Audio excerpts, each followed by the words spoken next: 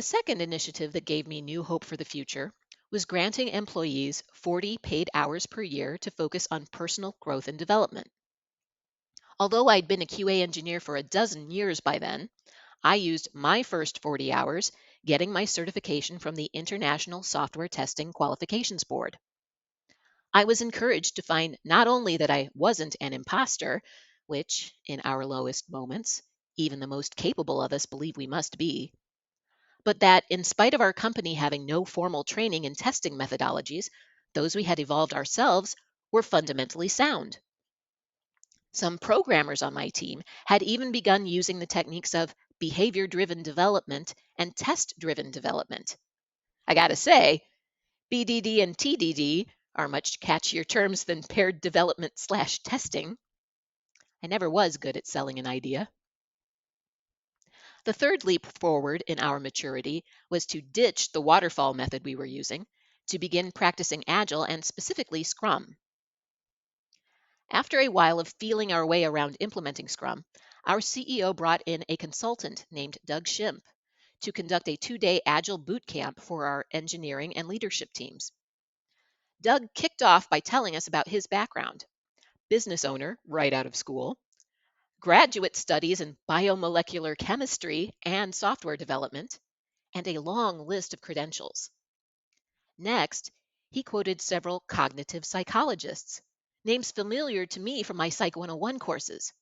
You can imagine my reaction. Finally! Someone who speaks my language. Someone who can give me the vocabulary to say what I've been trying to say to my software colleagues these many years. Doug had me hooked, but he nearly lost the other people in the room with his next statement. Our leadership spoke a bit about how we were doing Agile, that it didn't exactly adhere to the Scrum framework. After all, we were in a unique industry. Our Scrum Masters were working 3/4 of their time as devs or QA, so teams could achieve peak velocity. Doug stood there for a long moment, completely stone-faced, and then he said, "That's nice, but what you're doing isn't Agile." The exercise Doug then led us through left as big an imprint on me as Clifton's strengths, though I'm not sure I remember the details exactly. I do remember the setup and eventual punchline from that activity, as you will after I tell it. We were told to break into pairs. One of us would be the instructor, delivering directions about how to accomplish a task. The other would be the instructee. The task was for the instructee to walk around the table where each team was seated. The catch was they had to do it in a precise number of steps. Get from the origin, around the table, and back to your seat in 40 steps precisely. It was made clear that if your pair didn't succeed at this task, you would both be called out as having failed. I teamed up with a software engineer named Corey, a recent graduate always eager to learn. I'd been working with him for a few months on the same Scrum team. I asked Corey, "You want to be the instructor?" Corey hesitated, so I said, "No problem. I'll drive." We looked around the room, and all the other teams were already getting down to business, measuring the distance around the table and calculating the stride length needed to reach the destination in the right number of steps. I turned to Corey and asked, "How do you want to do this?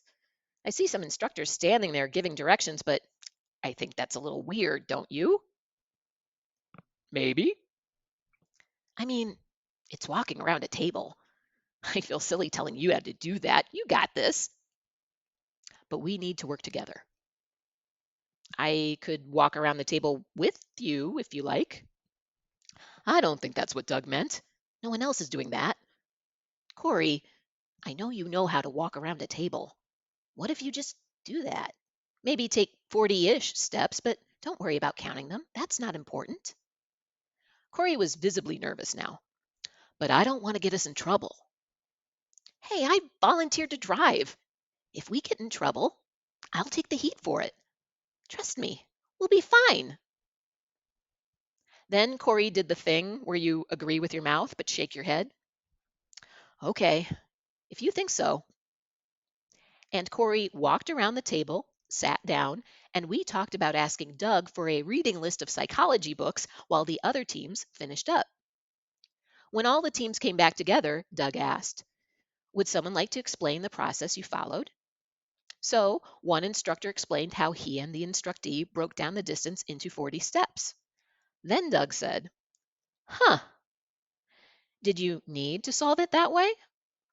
Would your team have made it around the table without doing any of that?" Corey turned to me with a look of astonishment on his face. You could hear the bells going off. It was never about the task. It was about knowing and reaching the goal.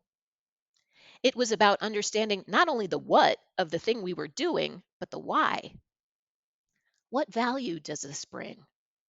Do we need to sweat the details on this one? No. Well, then let's do the simplest reasonable thing and save our problem solving skills and energy for the complex things. Let's trust each other to be competent at what it is that we do.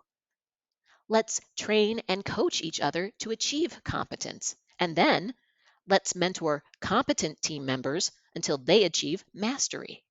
And then let's support team members who have mastered their craft in discovering the next role that they want to excel at and lift each other up to meet our personal goals. With Doug's punchline revealed, Corey leaned over and whispered, "Have you done this before? Did you know where he was going with this all along?" And I answered truthfully, "Nope, no clue. But that was awesome." 18 months after that experience, our CEO sold the business and we were acquired by the company I work for today.